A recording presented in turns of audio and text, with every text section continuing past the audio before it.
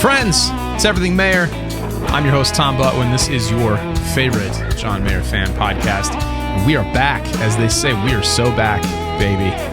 We've got some full band shows coming up, and we had a secret full band show last week, September 18th. We're going to talk about for a few reasons. Learn some things. I think we get some foreshadowing as to what's to come.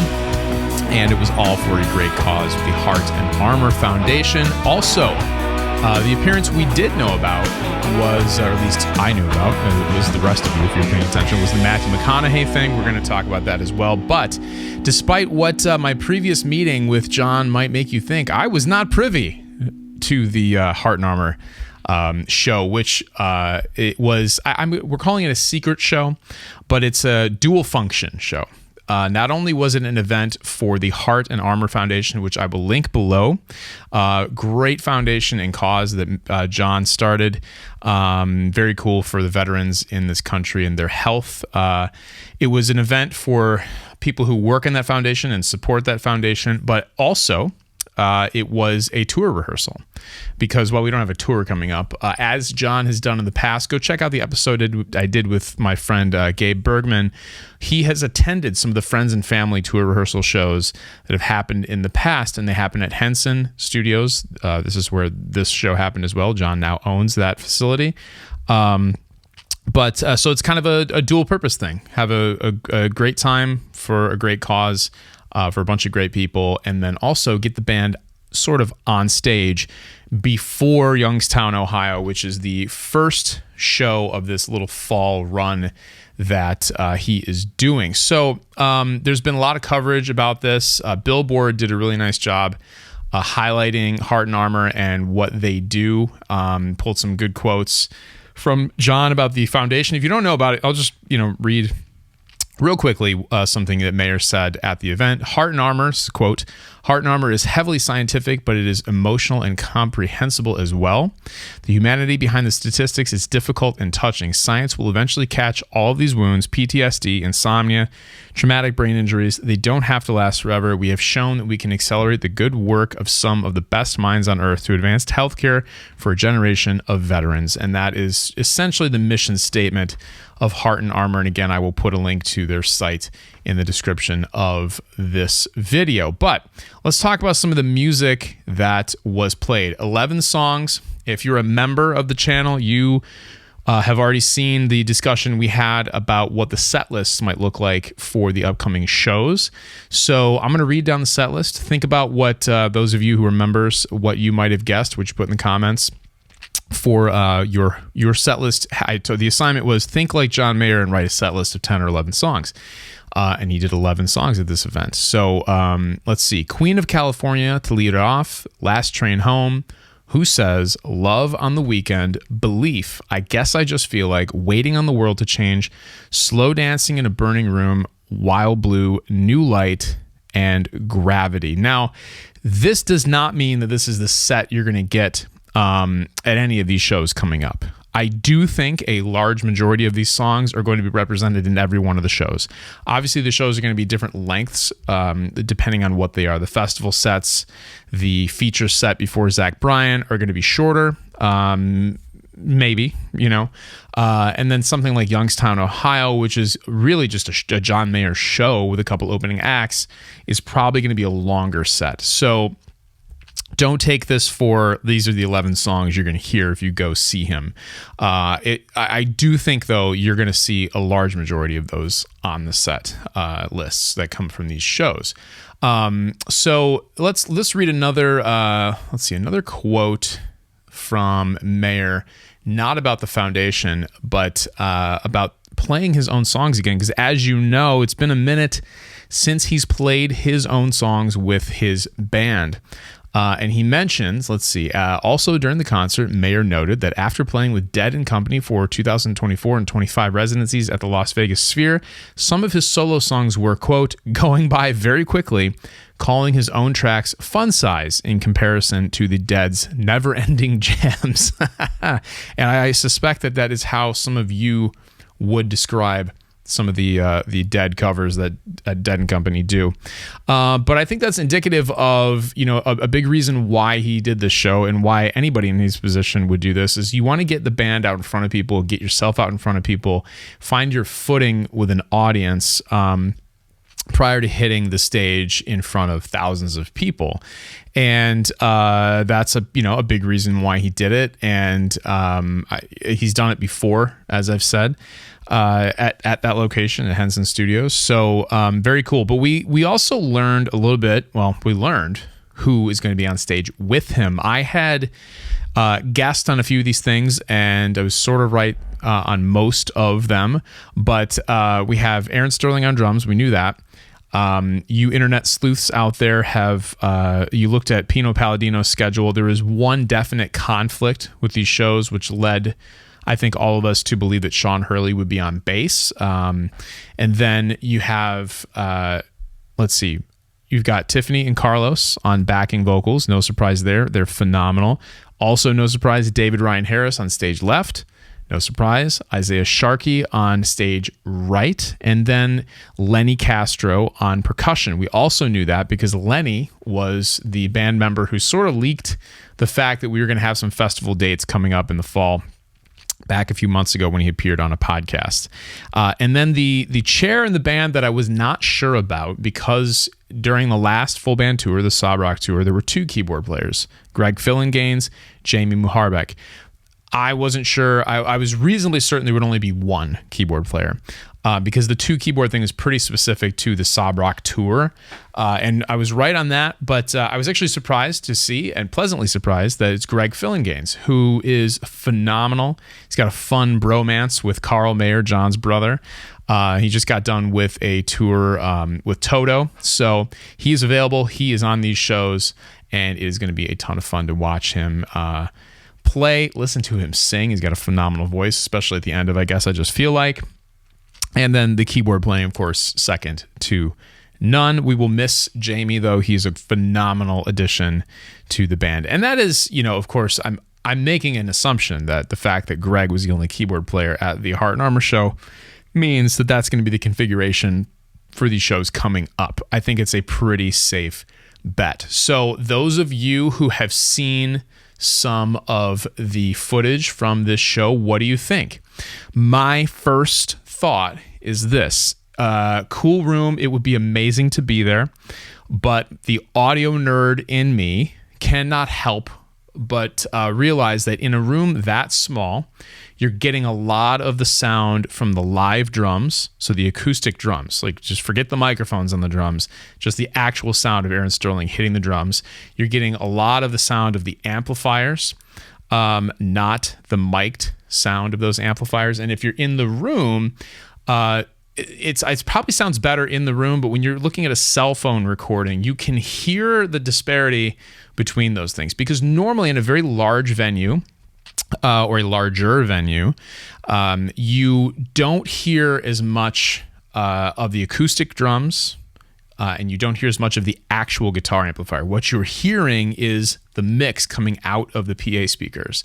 Now, there was a PA there for the audience, but it's a weird thing because it's like a small club feel. You're hearing the actual instruments on stage, whereas if you're in a big stadium or arena or theater, you're not hearing very much of the actual instruments on stage. You're hearing the mix that the audio engineers put together for you, which is much more controllable and often better than that. So, and again, you have to remember, while this was a performance for an audience of 100 people for a very special cause, a large part of this was a rehearsal and, dialing in your monitor mixes and that sort of thing. And so it's not that they don't care what it sounds like for the people in the room. It's just not the priority in a situation like this. Again, granted, I'm sure it sounded amazing. It always does And, Gabe Bergman, who has gone to these friends and family shows before, I think he essentially confirmed that, depending on where you stand in the room there, it's going to be a very different listening experience, which makes sense because it's just different than an amphitheater or arena.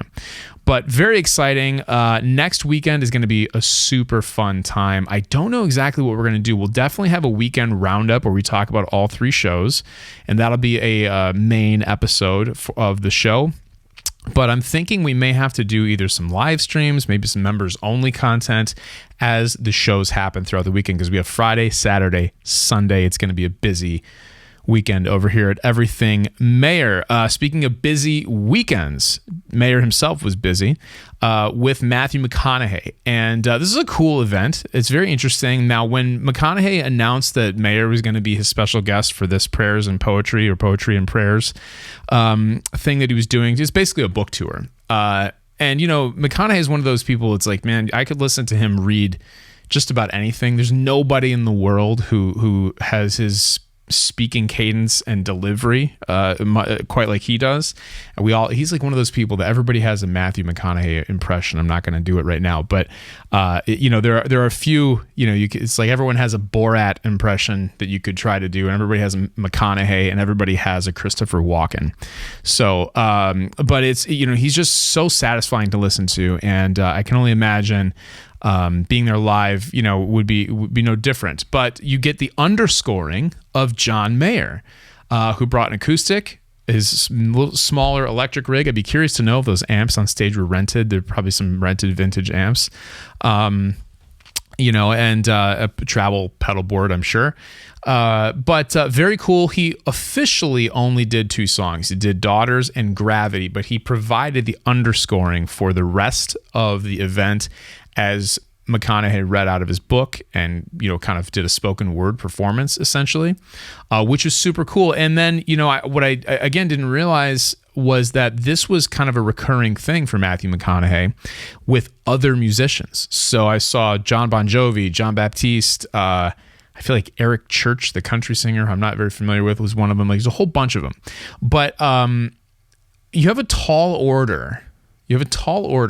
John Baptiste would be great. Like, he's a phenomenal music. If you don't know who he is, go check him out. Amazing performer, phenomenal musician. Be really interesting to see what he underscores for Matthew McConaughey. But Mayer is very, very good in that regard as well. Particularly from his improvisational solos, his improvisational stuff with Dead & Company, his looping that he's done since the solo tour. Really cool to see that. I'm curious to know what you thought of that. It's kind of interesting. What I will say is this. Often in the comments of these videos, I'm guilty of it too. We are hoping, wishing, waiting for a tour and an album, not in that order, album and then a tour. Because that's what we've gotten from most artists, particularly John Mayer, for more than 20 years. But that cycle is gone.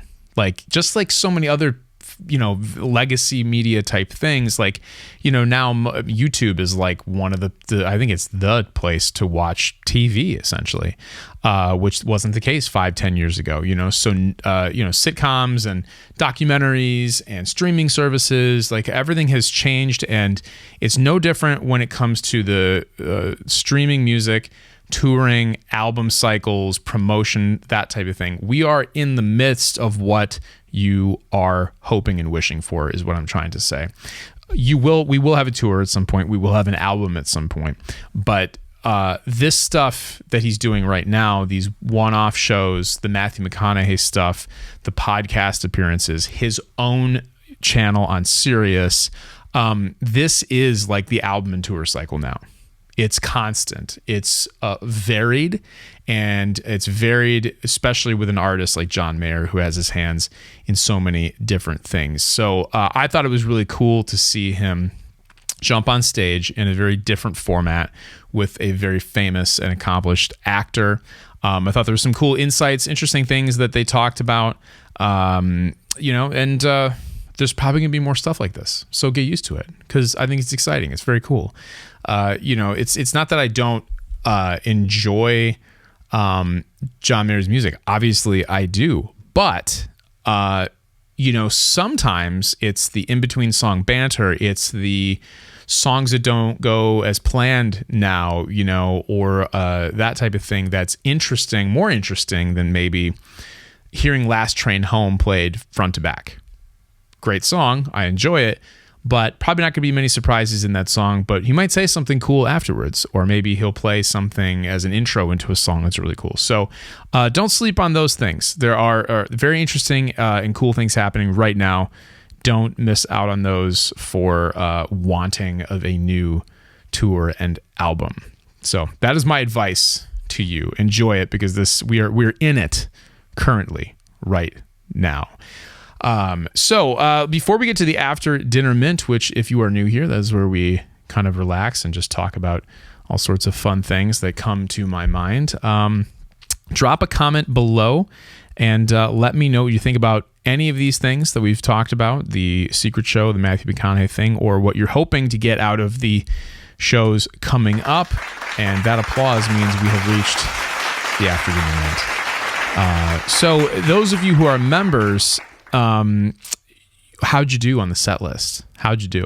I saw some of you going back and forth and talking about that already, which is always cool to see. But I think some people got pretty close to that set list. Interesting. So one thing I do want to mention here in the After Dinner Mint is that I made some predictions about new music. Other people have made some predictions. Some things have been pointed out. Songs being added to performing rights organization websites and that sort of thing. Driftin' in particular. No new song at the Heart and Armor concert. Now, again, that does not mean that there won't be new music performed on this tour, but I have kind of, prior to finding out that Driftin' had been added to the GMR catalog, you can go back to that episode and check that out if you want to know what the full explanation is on that. I was pretty solidly in the camp that you're not going to get any new music at these shows coming up in September and October of 25, because they're not a typical John Mayer show. And it doesn't mean that he's going to be in front of like a hostile audience, but he's not going to be in front of his audience a lot of the times. At festivals, featured slots, that kind of stuff, like it's not going to be the same as a just straight up John Mayer as the headliner tour. So I still am pretty, I don't know. I'm not sure how I feel. I still do think there's something to Driftin' being added to that catalog, but I don't know if we're going to see that this tour. But here's the saving grace, though, if you're hoping for that new music. As I said earlier, Youngstown probably going to be a little bit longer set than Ann Arbor. And I would say Ann Arbor and the Pilgrim Festival that's what it's called, right? In Nashville, just outside of Nashville. Those, some of the longer shows, you could probably get maybe a solo acoustic thing. So I could see a song being played solo acoustic that's new. That won't happen at every show. But I think it could happen, particularly Friday night in Youngstown, Ohio. I think it could happen there because I think you'll see an encore break and the band will come out in that. It'll be structured a little bit more like a traditional show, whereas the other ones I don't think will be structured that way. So hold out hope, maybe, but I wouldn't hold your breath because it doesn't feel like the time and place to debut officially new music. He road tested stuff on the solo tour. I don't see him road testing things in these shows coming up. But let me know what you think. I could be wrong on that. That's the fun of it. Now, the other thing I want to ask your opinion on, I don't think just scheduling wise, I'm going to be able to do a live stream or show for every show that John does. So we'll definitely do the weekend recap, which will again be a full show. But give me some ideas for how you might want me to cover what's going to happen this coming weekend. And once again, if you are going to be at any of these shows, let me know in the comments here. And, if once you go to the show, if you want to shoot me an email, leave a comment. Let me know what your thoughts are. Let me know what the vibe was. That would be great because I'm not going to be at any of these shows. So I need some people on the ground to help me out, and grassroots, let me know what's what the feeling and vibe was at the show. That would be a huge help. But this is exciting, right? This is what we all wanted. We want live John Mayer full band shows. Maybe we don't get new music. Maybe we don't get a new single or album, but this is pretty awesome. It's been a while since the Sob Rock tour closed. We've been on the solo tour kick in the Dead & Company. So it feels good to see that group back in the saddle, doing what we know and love. So very exciting, gonna be fun, and we're gonna cover it all here on Everything Mayer. I'll catch you next time.